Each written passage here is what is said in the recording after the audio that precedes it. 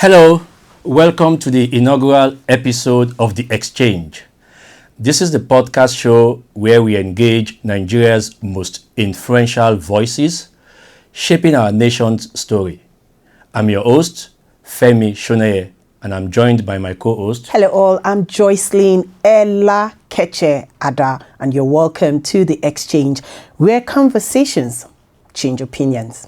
Today, we begin with a distinguished guest, Senator Victor Ndoma-Egba, former Senate leader, renowned lawyer, and dedicated public servant. Senator, it's a privilege to have you here today. You're welcome. Thank you, Femi. Thank you, Joycelyn. Senator, there's a mind-boggling question I've wanted to ask you all these years. If you weren't in politics or law, what do you think you'll be doing now?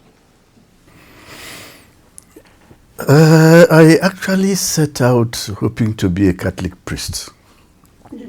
And if anybody had told me, or my parents growing up, that I wouldn't be that Catholic priest, it would have been so far-fetched, you know. But I didn't become that priest. Don't ask me why. And I tried my hands at journalism, so maybe I would have been some writer or some journalist. Oh, really? That's interesting. Yeah, quite interesting. Okay, I also have a mind-boggling question as well. You've spent so many years in the public service, right? And what's the one thing that people don't know about you?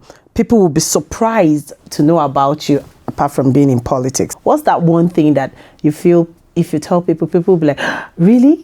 Maybe that I eat pounded yam every day of my life. Every single day? Every day, yeah. Really? Wow. Yeah. But I was told that at a certain age, you're not supposed to pounded all the yam? real yam. Pounded yam. Every single day? Every single day, except I'm not in Nigeria. Or there's no Nigerian restaurant nearby. Wow, that's we've gotten the reaction. We're actually looking for the wow reaction. Okay. Distinguished, you've seen Nigeria evolve across decades. Which decade do you think have the best humor? I was born 4 years to independence. So I forget my looks. In another 5 months, I'll be 70. Wow, congratulations. Thank you. So I saw the fight for independence. I saw the politics, even though I was quite young, but my mother was involved in the politics of the time. Incidentally, at the time she was pregnant for me, she was an elected councillor. Wow. And became a chairman in 1960. She was elected chairman in 1960. So she was central to the politics of the time. And then, of course, I saw independence on 1st October 1960. We witnessed the excitement. We were privy to the hopes of the time. It was like, now that we're independent, everything will be fine, you know. And then we started hearing when we were in primary school that the economy of Nigeria was one of the fastest growing in the world. And that as at that 1965, the economy of the then Eastern region was the fastest growing in the world. Okay. And then by, of course, political tensions also had started building up from the 1963 elections. And then by January 15th of 1966, the military struck, and then the Civil War. And then of 3 years, we were right in the center of the Civil War.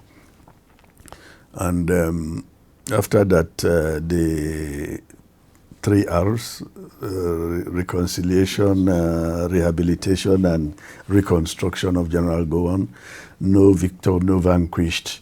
And then at some point, the problem of Nigeria was not money, but how to spend it. And then we went to university. We were 4 in the room. We're actually supposed to be 3, but we opted to be 4. And you wake up in the morning, your bed is made, your laundry is picked, and then brought back all wrapped the way you have it from a laundry service. And then, of course, military interventions. And then we started hearing words like retrenchment, then states creation, 12 states, 19 states, 21 states, 36 states. And then the problem now became no longer how to spend money, but the money itself. And we are where we are today. Now, which is the most exciting? I think all of them put together. Because these are experiences in other climes. You have across generations.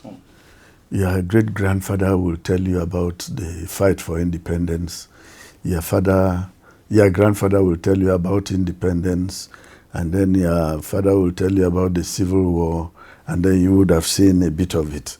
But in the case of Nigeria, in one lifetime, you have this cocktail of the very diverse, very contradictory, very confusing experiences. Like I said, I'm still in my 60s. Until I become 70, I'm not 70 yet. But I'm still in my 60s, and I have experienced this cocktail from the good, the bad, and the ugly, and I'm still on my feet, and I'm still sane. Awesome. You know, in the beginning, you said your mom was in politics from the beginning. What about your father? Was he also in politics? There's this joke that I took law from my father and politics from my mother. My father was not directly in politics apart from the agitations of the time. Agitation for the creation of core state. Core is Calabar, Ugoja, River State. You know, that every educated person was expected to contribute, and he did a lot of writing. And then during the Civil War, he also was part of the Biafran delegation to Addis Ababa peace talks. You know, but essentially he was a lawyer who became a judge and then a justice of the Court of Appeal.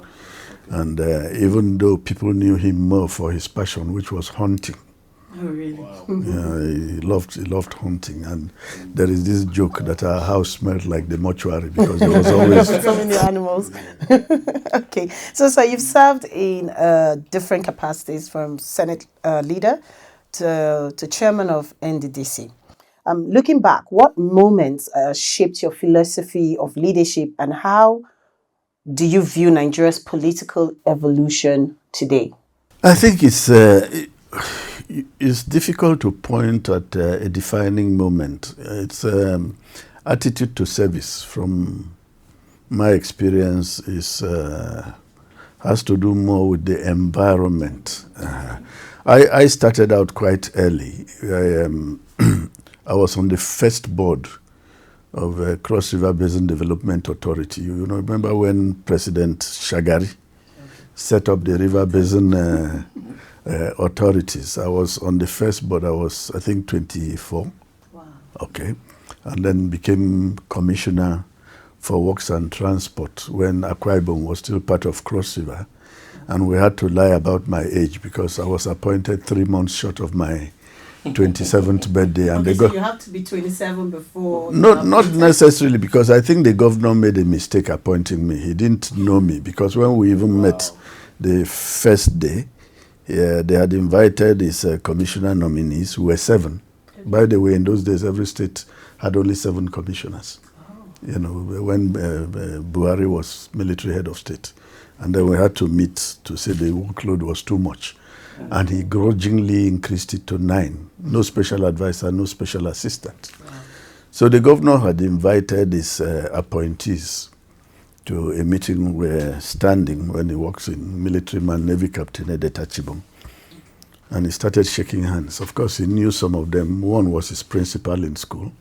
The other was his teacher. The other one was his late friend's wife. And then I was standing, the Commissioner for Health. Oh, by the way, in those days, when you were appointed, their portfolio was announced. Okay. As you were being announced on air, they will say, yeah, commissioner for this, not after swearing in.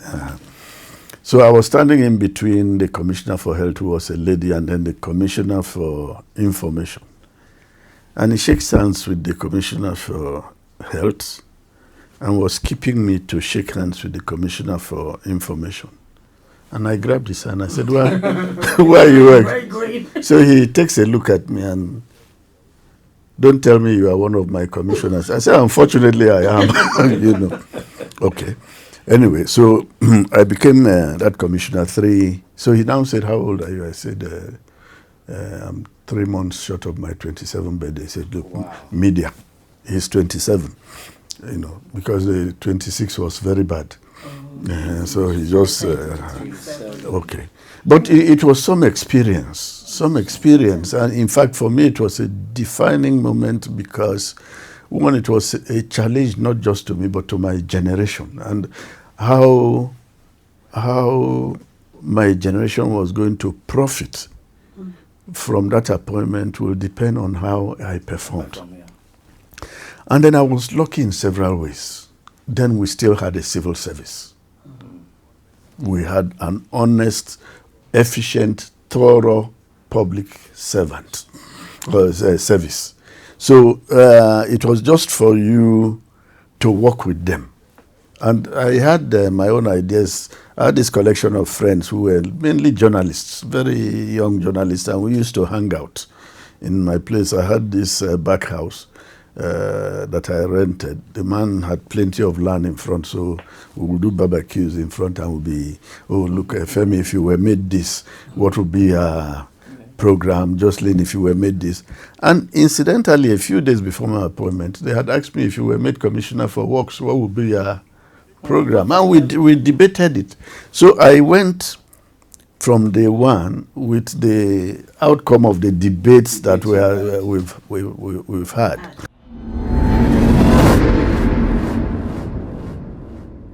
So, were you in any way intimidated at that time, being the youngest? The Victor you know is not the same Victor. I was very troublesome. I was more of an activist. I was, you know, so I was never intimidated, and I started giving trouble as soon as I came back from youth corps. You know. One thing that you said, distinguished, that really caught me was the numbers of commissioners at that time. 7 and then 9. And if you compare that to now, to these days, what we have currently, and you know, there's been this talk around town about the cost of running governments in Nigeria at every level. Do you think, what do you think about the cost of running government? Do you think it's part of the bane, part of the issues that is affecting us in this country? I was appointed commissioner in 1984, in January of 84, and sworn in February of 84. And even at that time, cost of governance was a major issue. Because I remember the explanation why we were so few was to cut costs. Yes, it's okay to cut costs, but at what price? Okay, I'll give you an example. My boss, Kanu Agabi, had been announced as Attorney General. But it was at the same time that former public officers, remember Shagari had just been overthrown and Buhari was head of state. It was at the same time that former public officers were asked to report, you know, and they were detained. And even though Kanu Agabi had resigned years before as commissioner, he decided to go and submit himself, and he was detained. So he was in detention when he was announced as Attorney General. You know, and then a few days later, I was practicing with him. I was now announced as Commissioner for Work. So I went to see him in detention to tell him that this is what has happened. And he said, Victor, you must accept it. I said, why? He said, oh, because I have just rejected my appointment. And since we are working together, let us not create the impression that we have anything against government. I rejected the appointment on principle, because an Attorney General must be like Caesar's wife, above suspicion. You know, so as far back as at that time, this was the issue. But where did we end up? For some time, we didn't have an Attorney General. And then I was the only lawyer in the cabinet. And then I was how many years at the bar? 4 or 5 years at the bar. by the provisions of the Constitution, you can only be an Attorney General when you are 10 years at the bar. So I was made to oversee the Ministry of Justice without being referred to as an acting Attorney General. So I was acting Commissioner for Justice. At the same time, I was Commissioner for Works. Works had works, transport, housing, environment, water resources, rural electrification, survey, town planning. You know, it was like, today it's like 12, 13 ministries. Yeah. And then to add justice. And then when Babangida came, I think not long after Buhari's regime, he set up a directorate of food, roads, and rural infrastructure. If you remember, it was headed by Air Vice Marshal Larry Koinyang. Koinyang, okay, yes, I do know. Yeah. And then they appointed were called state chief executives. And I was appointed chief executive of DIFRI. So I was commissioner for works. I was acting commissioner for justice. I was chief executive of DIFRI, you know. Wow. My secretary as chief executive of DIFRI became Minister of State for Finance, AWA Tukudo, you know. So, and with that kind of load, you sacrifice efficiency. So the point is, yes, there's the argument for cost of government or cost of governance, but also at what cost? Is it at the cost of efficiency? Then there has also been this cost of, I remember then it was how many thousand naira to build estimated cost. I heard the Minister for Works talking about estimated cost and assumed costs. But you have a mental cost of building a kilometer of road, given our terrain. In Cross River, where I come from, and then Akwa Ibom, in some places like Calabar, you have rains every month of the year. Every month. Wow. Okay. Now, for you to be able to come up with a schedule, construction schedule, you must look at the intensity of the rains and to see how many dry days you are likely to have. You know, so that informed our program, construction program. So we start procurement maybe like in February, you know, by July we are processing the bids. By August you are awarding the contracts. By September the contractors begin to mobilize to site because they have just October, November, December for actual construction, you know. But you had an idea what the terrain was like. You had an idea what the rainfall pattern was, you know, and you had a rough idea of how much it would cost to do a kilometer of road. And I think at that time it was about 50,000 per kilometer of road. And I remember that we were being compared with some other countries that could do a kilometer of road for far less that amount, especially some North African countries. So this argument of cost of governance, cost of projects has always been there. Okay, so just to address that point, so do you think it's actually possible, I know I'm going out of point, do you think it's actually possible to give an estimate of how much a kilometer of road can cost in today's environment? It is just a rough figure, because you see, if you take a 2-kilometer road, for instance, the undulations are not going to be the same. In 1 kilometer, you might have a culvert, you might need embankment, you know, so it's going to be difficult. Distinguished, as someone who's seen and served both at the legislative arm of government and the executive, there's always been this talk about reform. And reforms, we've heard a lot of talks about reforms. Why is it difficult for us to have strong institutions in Nigeria? I think it's more of a cultural matter.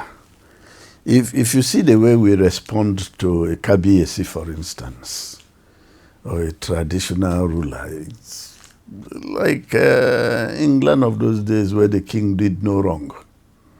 So it is, and then when you see, because the traditional ruler represents the traditional institution, the political office appointee represents an extension of that institution, but in the public service.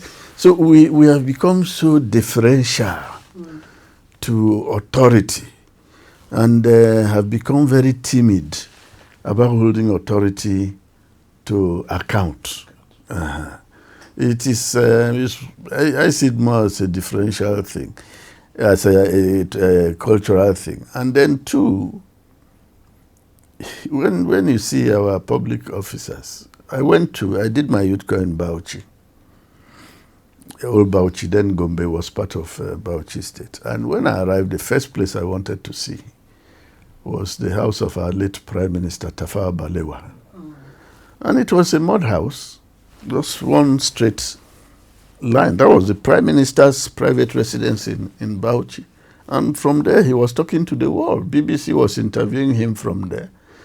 Today, I don't see a local government driver. You know? So, and that was why I made the point earlier that what defines your attitude to governance is actually your environment. And then, because if you go back to those first set of politicians, show me Tafawa Balewa's house today.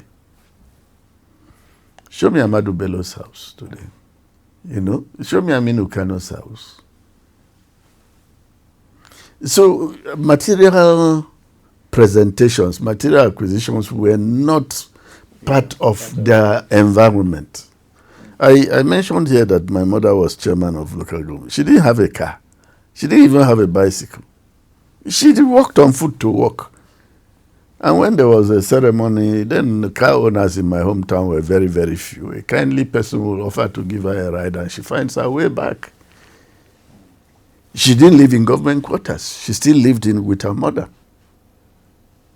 You know, so it's the milieu, the environment that defines. Today, the moment you become a local government chairman, not only do you want a mansion in Nigeria, you want, you know, so it's a totally different environment. I see Nnamdi Azikiwe's convoy. I have a friend whose passion is all those old pictures and old videos, and I don't know how he gets them, our former governor. And you just see 2-3 cars in the convoy. Today.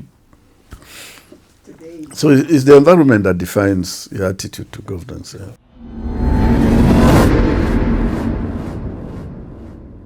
Okay, so from your time as Senator, as the chairman of the NDDC, your current role as Pro-Chancellor of FUYE, am I correct?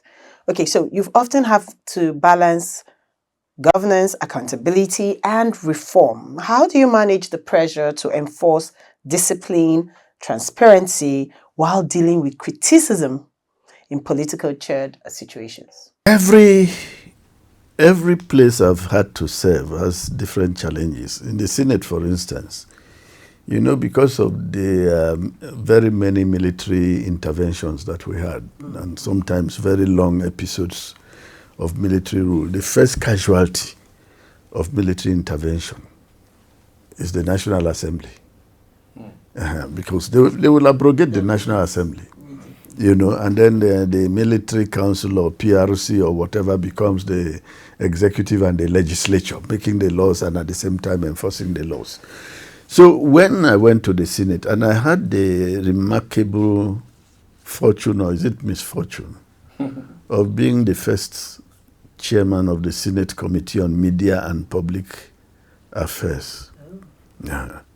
And at the time I was appointed, the image of the Senate was very low. The public perception of the House of Representatives was far better. And then the House of Representatives had a spokesperson, Abike Dabiri. And I believe that it was because of Abike that the then Senate President, Ken Namani, now decided to replicate it in the Senate. So we had a very poor image. Now, it wasn't just the Senate, but if you put the Senate and the House of Reps, I sensed this impatience from the public. You know, it's like, who are these guys? Because For the number of years you had military rule, you lived without these National Assembly people who are now throwing themselves around, flaunting new wealth and all of that. Yes. So there is a certain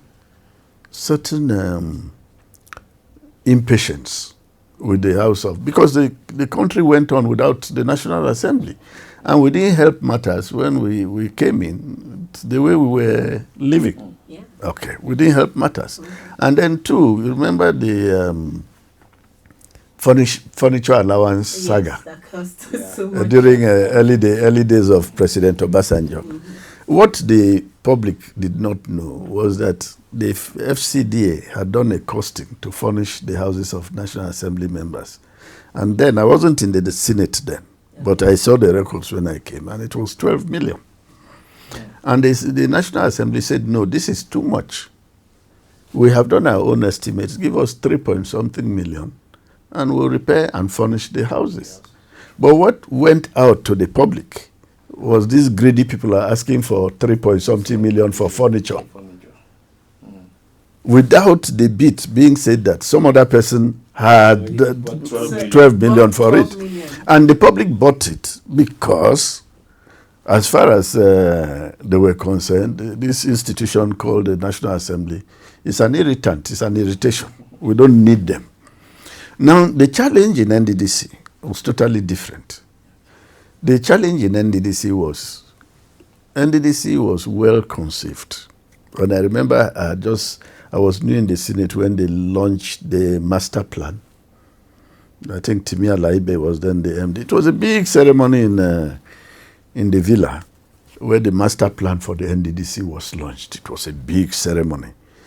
The master plan was stakeholder generated. The communities made an input, the state governments made an input, the oil companies that were expected to part finance the NDDC made their input, the federal government made their input. But what happened? The master plan was abandoned almost immediately. So, and up till today, there's no master plan for the NDDC. Wow. So it's like you building a house in your village. Where do you start from? You start by determining the size of your land. Then you design your house and see how it fits into the land that you have. So you start with a plan. But here we are trying to economically integrate a whole region without a master plan. So it's like we're just walking in the dark. So why do you think there's no master? Why is there no master plan? Why is it that they abandoned the master I plan? think it's convenience. And then there's a lot of political pressure on NDDC. Unfortunately, some people see it as part of their share of the national cake. And then when we even tried to do reforms, when I went and said, look, let's start with a master plan, got experts to talk to us. We agreed that we were starting a master plan. I started off by setting up a committee to work on that. Brought a well-known professor of geology who was the first board of NDDC, But one day I was watching the news. I think it was the same day Justice Walter Onogen was removed as Chief Justice. Incidentally, both of us are friends. We were classmates. We come from the same place. Then I saw a byline. Board of NDDC dissolved. Till today, I've not received any letter. That was how you were.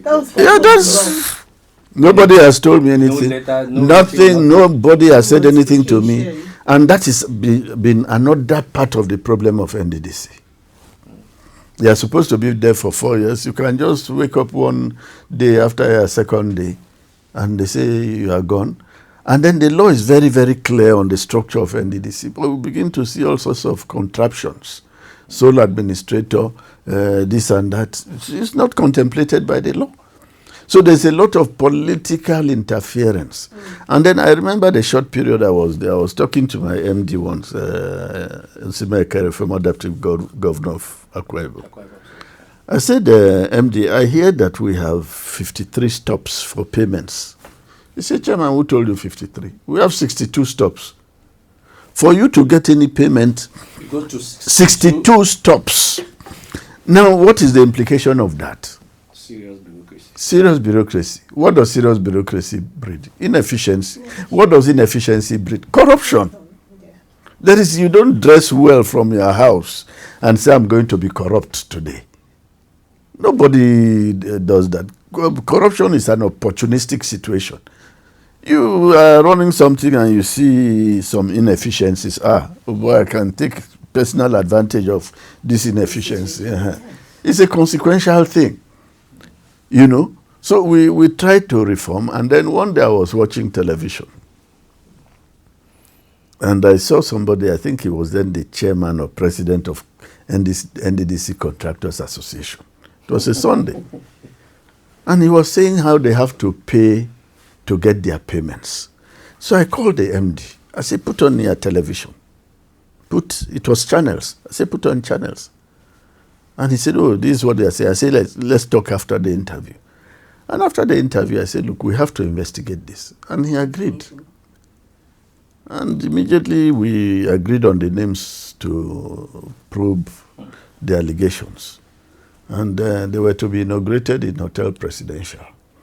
Wow. You know, and the media was there. And the next thing, thugs just came and chased everybody away. He said, nah, they said it is when it is our turn that we want to investigate. And they chased everybody away. Wow. You know, so NDDC is a well-conceived idea, very well thought out, but implementing it, so much to be done. And I keep saying that for once, maybe to see if we can do these things differently, let us experiment with those who are there now. Keep them there for the period the law says. Maybe it will change things. Because when somebody is sure of how long he's going to stay in a place, he can now properly plan. Yeah. But when you don't know when you'll be removed, you just keep looking over your shoulder. Yeah.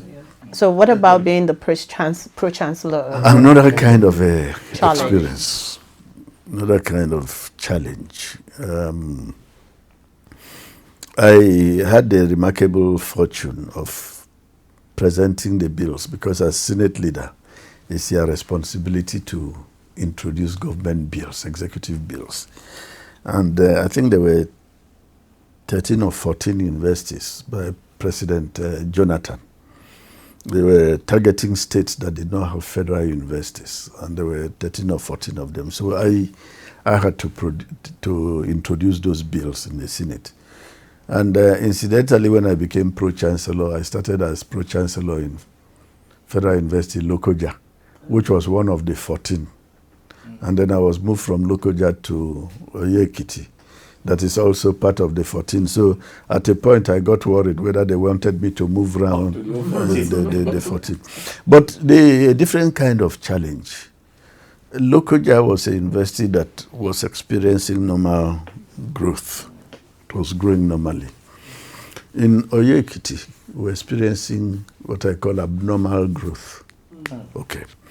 Recently, I was at the convocation of the University of Calabar, 50th anniversary of University of Calabar. They have a student population of 30,000.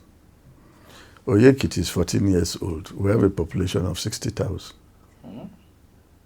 Yes. Wow. That's too much. In Lokoja, when I was in Lokoja, we were still at 15,000, which is the normal projection for university of that age. But Oyekiti is just like supersonic speed. And the thing with speed is that it takes you to your destination early, but anything can happen in between. You know, so managing that kind of unusual growth has been the challenge. In Lokoja, I was managing normal growth. In Ekiti, I'm managing abnormal growth. And it's not just in student population that they have grown. In the last 4 years, Oyekiti has maintained its position as the 4th most sought-after university in Nigeria. Wow. And it's not statistics from the university, statistics from JAMB. Because it's JAM that will tell you how many students applied. So this information is from JAM. So in the last how many years, consistently we've maintained that position. A few years ago, we were the 5th, we've been the 4th. Now there's this time higher education evaluation of universities that just came out, I think last week. Yes. We were the 12th in ranking before, but this year we have moved up to number 11, which means that in a very short time, we are talking of 270-something universities in the country. Yes. And this is a 14-year-old university. Having that growth. Having this growth. And then recently we had this Stanford University Global List for Scientists. It's a global list that has the names of 2,000 scientists across the world. 4 of them are from Oyekiti. You know? So you now need to maintain the speed. And then you go back and why are we growing so quickly? A number of factors. Our host community. We have 2 campuses, one in Oyekiti and the other one in Ikole-Ekiti. They have been wonderful hosts. But my worry is we should not take them for granted. So I have directed that we come up with a community relations policy that will negotiate with our host communities their expectations from us and what we can do for them. It should be negotiated, and we are guided by that document. The second is that in spite of all the strikes and COVID, we've had a very stable academic calendar. We are not in arrears. And then since I have ensured that all areas of promotions. And then we were lucky with the vice chancellor we had. Was a man of great energy. Unfortunately, we've been in the news for very wrong reasons, sexual harassment, and that nobody has been able to prove. So the challenge, like I said, is everywhere you go to. It's a different kind of challenge.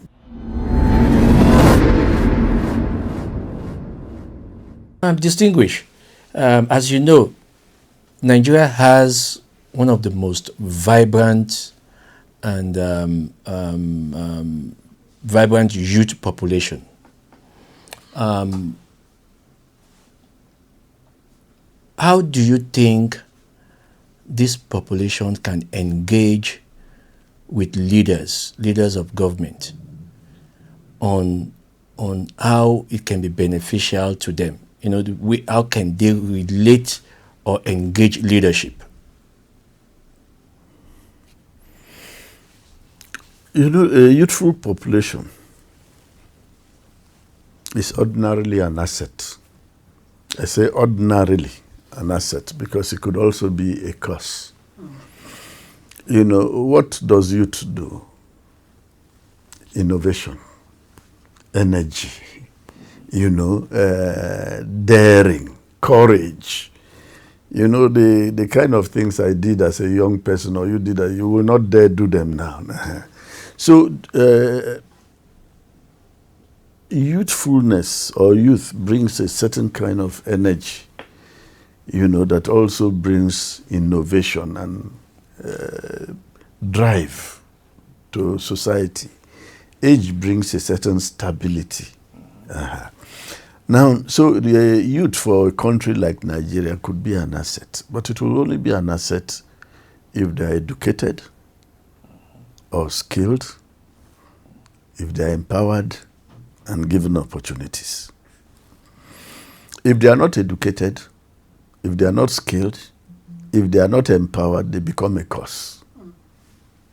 They become a threat to society. So youth will be of advantage to us if, as a country, we make it a deliberate policy to give them education. And that is why I am passionate about education, because that is the starting point. Education opens your mind, opens your head, your eyes to all sorts of opportunities that are closed if you don't have education. So we must make sure they are educated. We must also ensure that they are skilled, and we must make sure that they have opportunities, you know. Because if you have an educated person that has no opportunity, it's also a threat to society. And an educated armed robber is more dangerous than the illiterate one, you know. So we must create this environment, and then we must also begin to... I got opportunities when I was very young, like I said before. Could have been circumstances, could have been circumstantial, but I believe that at a certain age, we should have a lot of young people, and I will begin to mentor them, you know. That's true. Okay, sir, before we let you go, let me ask you this question. What sort of Nigeria would you like to see your grandchildren, for instance, grow into? What picture will you paint? I can put it in one sentence. It's secure and prosperous Nigeria. Secure and prosperous Nigeria. When I mentioned earlier on that I did youth corps in Bauchi. Then the best time to travel was at night. It was at night, and I had served with the police. And my boss then, who became my colleague in the Senate, Senator Nuhu Aliyu, he was then Assistant Commissioner of Police, put me in charge of crime statistics. And I remember once going to him, I said, I have nothing to feel here because there was no crime. You know. But the best time to travel, and we traveled around the country, Bauchi, Kano, Bauchi, Gombe, Bauchi, Yola, Bauchi, Jos, Bauchi, Sokoto, all at night. It was the best time to travel. We didn't have the kind of security challenges that we are having now. And then even in Bauchi in those days, the number of factories. You had a meat factory in Bauchi that you will see trucks coming as far as Ghana, refrigerated trucks to load meat, you know, to take to all the big supermarkets across West Africa. Then you had Steya Motors. Then you had this company in a place called Dadinkowa. Do you remember Toma Pep? No, Toma Pep, yeah. Where Toma Pep was being made. Where are they today? I remember going to Kano and I visited a friend who was working with a textile factory. And he told me as at that time there were 50-something textile factories in Kano. We used to buy this brocade. They were being sold on the streets like they sell granules today. The same thing in Kaduna, you know. So we must make sure that the economy works. We must ensure that there's security, and we must make sure that the youths are deliberately empowered. Thank you so much, sir. Sir, I won't let you go without asking about Cross River. What do you think about the present government in Cross River State, and how is the state doing? I won't envy the governor. You know, because if you saw where we started on a very high note with Donald Duke, it's almost 20 years since he left office or more. Yeah. But people still remember him so very fondly for what he achieved. And not just the tangibles, but also the intangibles. Because I remember before 1999, if I came to court in Abuja and I ran into an old classmate in Transcorp, he'll be in a hurry to leave because, oh boy, you still the Calabar? Yes, so, they looked at you with pity. But by the time Donald Duke came, Calabar was where everybody wanted. Now, Imoke came and tried to stabilize what was achieved. And in any case, that was to be expected because he was also a central part of the think tank for Donald.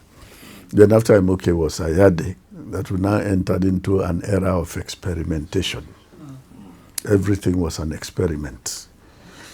And unfortunately, those experiments haven't worked.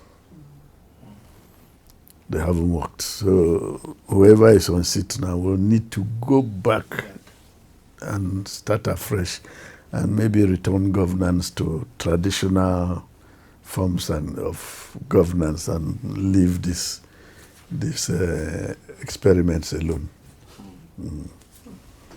Thank you very much, Distinguished, for kicking off an insightful episode of The Exchange. Thank you very much. Thank you for coming to the show. And as for our viewers, thank you so much, and our listeners. Don't forget to follow, subscribe, and share The Exchange across all platforms. My name again is Femi Shoneye, and my co-host.